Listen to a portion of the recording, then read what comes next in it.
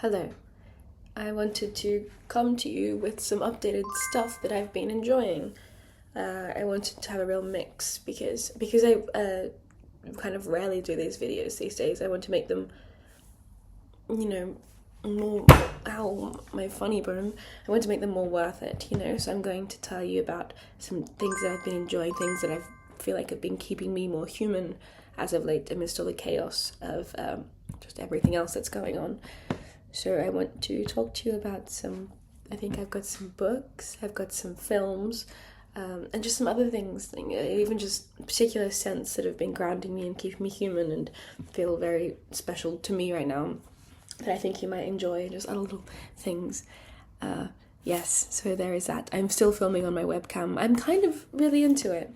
Whilst my cameras are broken, but I have a camera that works, but I really do enjoy the kind of candid FaceTime style energy that this kind of inhibits and curates in that own way.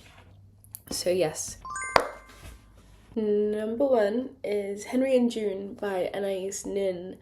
This is a reread. I have read this before, but a long time ago, and it seems I really did not appreciate it enough because I'm rereading this and oh my goodness, you can see where I'm up to because the copy that I read was borrowed from a friend, so I couldn't really annotate it. I find, here you can see me filming myself in the reflection of my glasses.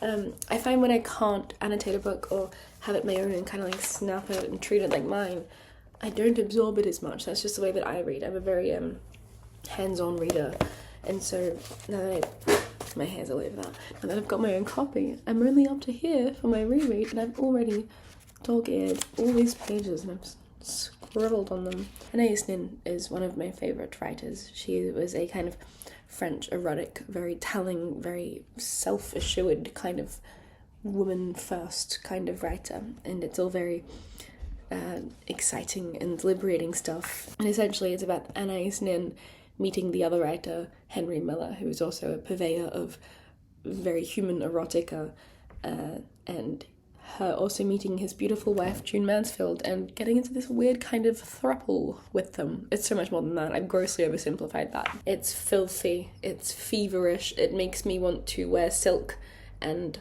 lie, which I do anyway. This is an incredible book that has been keeping me alive as of late. Keeping me human, I should say. There are many things keeping me alive. Rolling on from that, lately, I guess always, I'm trying to do things that pull me out of my head. That is where the sponsor of this video, Craftsy, comes in. Craftsy is basically an online resource for all things creative. They have over 2,000 classes across just about every craft you can imagine. Painting, crocheting, baking, woodworking, photography. It's a safe little corner of the internet to kind of just decompress and learn for the sake of it. I've been watching Quick Sketching with Gerardo Escamilla. It's so fascinating to watch him work, and it's also helped me a lot let go of my own perfectionism with it all. They also have classes in cake decorating, knitting, sewing, baking, basically any quiet domestic ritual you've ever romanticized. I've been eyeing one called Artisan Bread Making with Peter Reinhardt because I want to make bread that looks like it belongs in a Caravaggio painting too. If you're feeling creative or too in your head or just want something that makes you feel a little bit more human and connected to yourself too, go to the link on the screen, which you will also find in the description box, and join for the first full year of Craftsy Premium for only $1.49. Offer is valid for new members only, and you will find tons of inspiration at Craftsy. One thing that does really genuinely keep me human, but also keep me alive in the most extreme sense possible in the world, is just journaling. This has been known.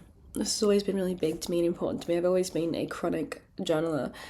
And I think I go through them every few months, sometimes every month if it's a particularly tumultuous month. But this is my current journal, and it's got horses on it. And I really do love them, and I'm not going to flick through because that's a secret. But it's important to me to have a journal. I get weird with it. I get really weird with it. I want to have a journal that reflects the sign of the times for me. It has to reflect what I'm currently kind of trying to strive towards. And so the current project I'm working on has a lot to do with horses.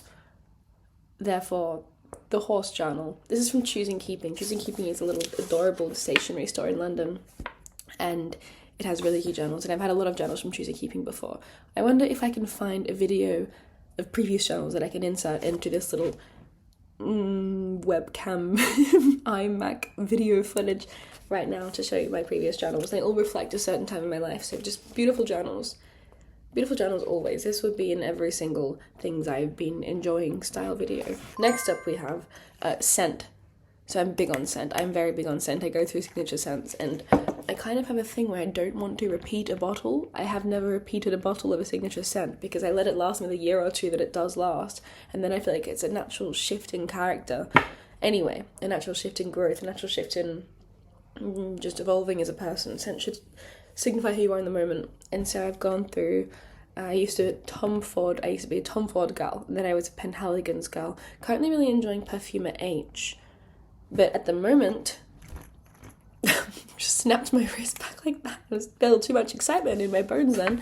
I'm just literally dappling essential oil onto my pulse points, like my wrists and here, and so forth, because it just smells really nice, and it smells really safe, and it smells really comfy. I started this, I went back to Australia mid-year to work on a project, and kind of isolated myself for a while, and to really dapple myself in the armour of the old world kind of situation. I put eucalyptus oil on my wrist every day because I just smelled like home, and it really grounded me, and it smelled wonderful. Now that I'm in London, I've been using lavender oil because it smells like home again. It's before bed and it makes you feel cozy, or whether it's in the morning and it just makes you feel safe. Or I always get compliments on it too. People always say I smell like some kind of field, and that's exactly what we're going for. Field notes from nowhere, girl. That's the whole point, baby. Ugh. All I want to smell like is a field. And then I kind of dapple it on like this. Signature items of jewellery. I feel like a signature item of jewellery is very much like akin to a signature lip colour and signature nail colour, just a signature colour in general. Mine is red. But having signature jewellery items that you kind of don't take off. I have these rings that I haven't taken off in years, this necklace that I haven't really taken off in years, but I've recently been getting really into, I've always been into brooches, but now I want to have a brooch that I keep on a particular coat that I wear every day. I like character pieces. I like wearing repeated things to kind of dress like a character and be this really kind of concentrated sense of self. Does that make sense? And the brooch that I have chosen, well, I've got lots of brooches, but the brooch that I'm really obsessed with at the moment, it's a little bunny. Don't you think that's cute? I really, really like him. It's actually quite large and in charge as such. So I think you should also get a signature item of jewellery / a brooch, just a statement thing. You know, everyone has a necklace, everyone has rings, get a brooch. Bring back brooches. I also, the other day I went to an event and I had my hair kind of half up like this, and I put the brooch like there to hold it together, and that was really fun. It's just even interesting. I got really excited before. I was laying in bed and I was thinking to myself, oh, there's so many cool things that I like at the moment. I suppose I can talk about them on the internet. I've been really into binoculars as of late. These are vintage binoculars from the 60s. They're, because they're old, they're actually quite, dare I say, bad. They don't work particularly well. I'm sure a new pair would work really well, but I, of course, need that vintage charm and this old decaying leather strap that it's got going. It came with a really cute case, but the case also kind of rotted inside my suitcase. Like, you know, in leather rot, how it just kind of crumbles. Yes, that happened, but I'm really into binoculars because, A, they're just adorable. What a fun little statement accessory, right? In summer, I like to walk around with them just like this, hanging from my neck, because I just think that's so fun. And also it means that I can just see everything. Fun fact about me, I am half blind, essentially. Is this eye, it's all in this eye. So this eye has 100% vision. This eye has about 20% of vision left. I was just born like that. Nothing ever happened. Be a lot cooler if it did. Be a lot cooler if it happened because I saved some kittens from a tree or something, which is totally what I did. I just rewrote that narrative. But it's fun because this helps me see distances, and it also looks super cool, and it also reminds me to stay present, or just, you know, look around and be in the moment and get the hell off my phone. I love bringing this on trains, and if I'm on a train to the English countryside, or if I'm in a car ride in Australia while my family's driving or something, I can look out the window and see really far away fields, and I can zoom in on the sheep and it's good when you're walking home at night and you can look in your neighbours' windows. I really like it. I bought this to New York when I went last year. And I was sat in my hotel room, and I was in a hotel in like Lower Manhattan, and I was just watching everyone through the hotel window. I felt like a freak. I was sat at the window bit. It was like 3 hours just watching people. Anyway, I really like these. I feel like binoculars definitely keep me very human. Big fan of binoculars at the moment. Field report, love binoculars. What kind of field researcher doesn't have binoculars? Am I right, ladies and gentlemen? So I went to Goodwood Festival about a month ago now, I think it was. About a month ago I went to Goodwood Festival, and it was so much fun. It was brilliant. I went with Jaguar. Jaguar invited me to be a Jaguar girl, and that was very fun. I got to dress up. They made me a 60s go-go girl kind of vibe, and I got to jump around and just be really excited about the cars, and I got to see all the sexy classic E-types, and it was incredible. This video isn't about cars, but it should be. E-type Jaguars. Let's put that in. E-type Jaguars. The most sexy automobile of all time, in my humble opinion. Anyway, Jaguar kindly gave me... It's so cute. It says, "A little gift from us to help capture timeless memories, a Goodwood revival from Jaguar." I've never had one before. I've never had an instant camera before. I've never had Polaroid. I've never had anything like that before. It's only ever been like digital and things like that. So this was my first ever one, Fujifilm, and it just meant a lot to me because this is kind of like the same energy as binoculars for me. It helps me stay really in the moment and remember to look around and like, oh, that would be really cool to snap, and then you have it forever immediately. And having this kind of I know it's a trend right now. I know like the rebellion to everything being online is to have kind of analog traditional media, and it's so silly that we do call things like Polaroids traditional media. And I'm seeing a lot of people say how, oh, go back to reading magazines and CDs, rebel against the iPhone. It's really funny, but everyone's harping on about it. I don't want to sound like I'm harping on about it. I'm just super into Polaroids, but if this does fall into that same category, so be it. But it's just so nice. Don't you think this is so lovely? And I can just type them into my journal, and I just love them. This is my birthday cake that my best friend made me. It says, "Happy birthday, Dakota." Just had to check that it said that. She came to my house, and it's a love heart, and it's really beautiful. Ignore my chip nail polish. This is very human and normal, right? This is my other best friend, Nini. And that's her in my loft. And this is me. This is me after getting back from Goodwood in my little 60s outfit. And you can see my brooch. See, this is what I mean.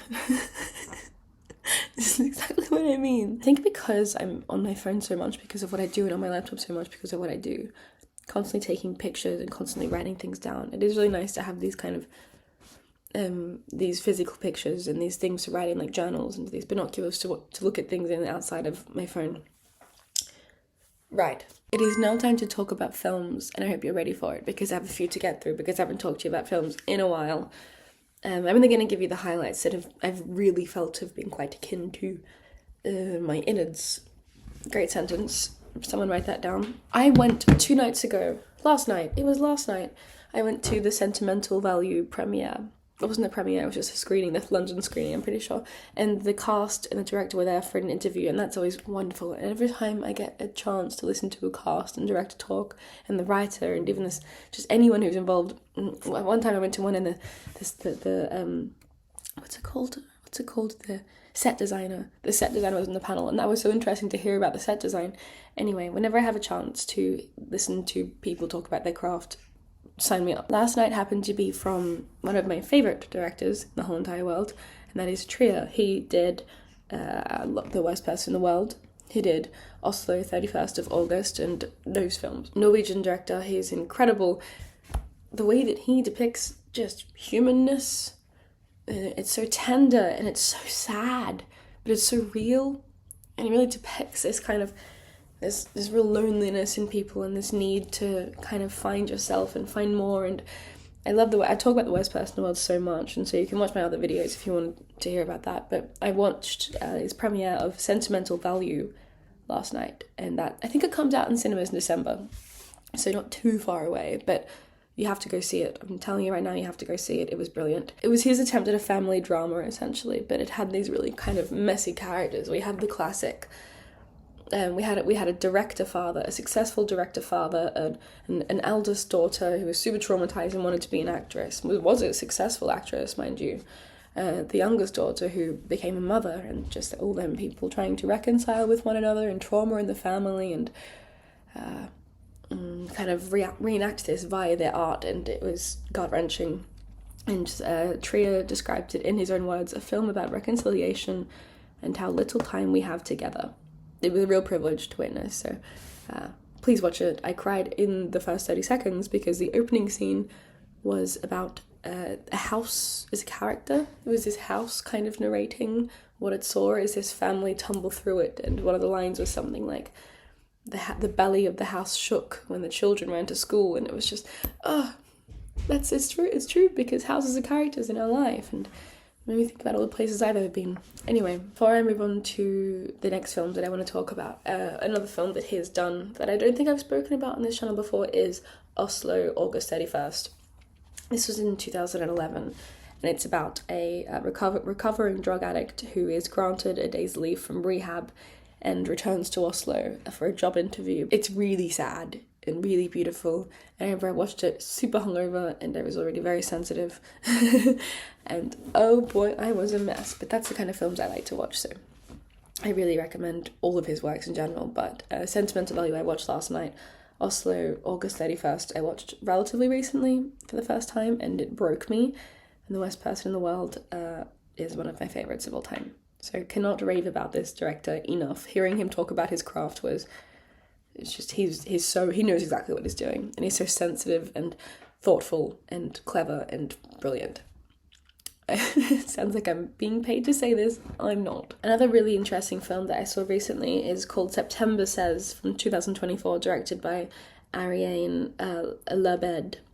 And it is about these sisters, September and July. And they share this really intense bond, and they speak in a secret language, and they keep the outside world at a distance. And it's a unique situation. We don't really know who the father is, but it's this mother, and this mother's an artist, and she uses her daughters as her muse for these kind of photo shoots and stuff, so they've been grown up to be these kind of characters, and they are real characters. And then something terrible happens, and it's about the kind of symbiotic bonds that these sisters have. I've never seen anything quite like it. I really did appreciate how genuinely original it was.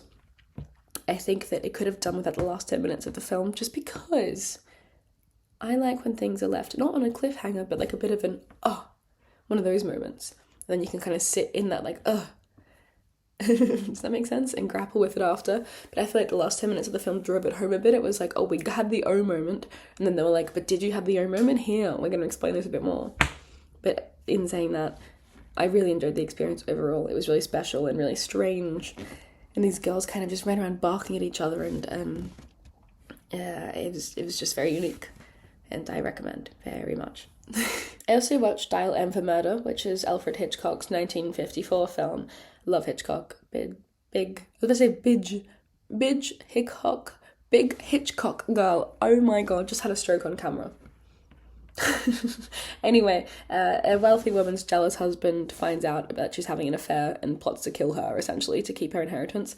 The drama, am I right? But it is really just an incredible film. It's very clever. You are kind of trying to keep up with it, at least, just watching everything going, oh wow. It's fun to kind of try and keep up with, and it's also I just love Hitchcock. I'm just a big purveyor of the classics. This is a classic, and you can tell a lot of those kind of films that are bent around adultery and revenge come from the bones of this. I also watched The Florida Project, that is from Sean Baker in 2017. I watched this because I watched Nora when it came out, and I think it does deserve all the praise it was getting. It was really unique and quite clever and really well done. My goodness, everyone acted incredibly. That it felt just very natural and organic and real, and I really did appreciate that.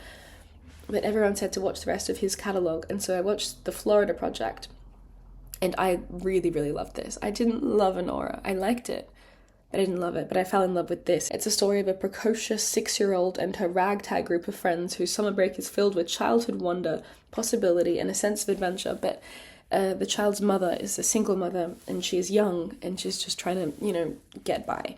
And she's obviously had this kid super young, which hits home because my mum had me super young. And so it's like that whole kind of, I was watching it the whole time and I was like, oh, like I've been there, a kid with a kid for a mum. And it was just really special and really sad. And they're all just everyone's trying to get by. It's a story about childhood wonder just as much as it is about adult reckoning. And it is really beautiful and really special and really sad. So watch that. I could keep talking about films probably forever, so I'm going to leave this with one more film, and that is Ridley Scott's 1991 Thelma and Louise. I can't believe I haven't seen this yet.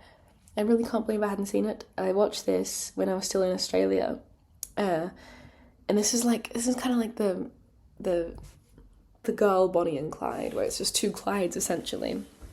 And these kind of taking a break from their dreary lives, these two close friends, Thelma and Louise, embark on a short weekend trip that ends in unforeseen, incriminating circumstances. It ends in disaster, but there's just so much build-up, and it's so fun. And it is just about love and friendship and fun. Completely about fun. And it's got young Brad Pitt in his breakout scene, and it is one of my favourite films now. Absolutely one of my top 10, I would say. Very special to me. I do like films of this genre. I am a big Bonnie and Clyde spin-off kind of girl. This has been known. But yes, I'm going to leave it with that. Otherwise, I could probably recommend about 15 more films. I do have to go now. But it was really lovely speaking to you about things that I like. It's fun speaking of things that I like. Thank you for listening. And I guess I'll be back sporadically, unpredictably, with some more things that I like. If you like this video, I like you. Tell me what you like. Anyway, I'm always bad at outros. I just keep on going on. But this was fun, and all of my love to you.